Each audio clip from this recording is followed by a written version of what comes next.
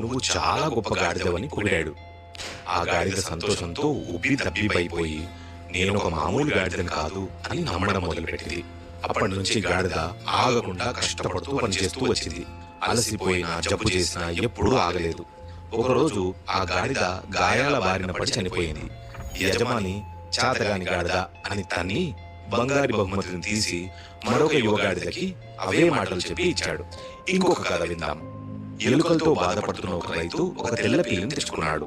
కొన్ని రోజుల్లోనే తెల్ల పిల్లి బాగా పనిచేసి అన్ని ఎలుకల్ని చంపేసింది. ఎలుకలు లేకపోవడం వల్ల ఆ రైతు ఆ పిల్లిని అమ్మేసి అమ్మయ్య పని పూర్తయింది అని అనుకున్నాడు. ఒక నెల గడవక ముందే ఎలుకలన్నీ మళ్లీ తిరిగి వచ్చాయి. ఈసారి రైతు ఒక నల్ల పిల్లిని తెచ్చుకున్నాడు.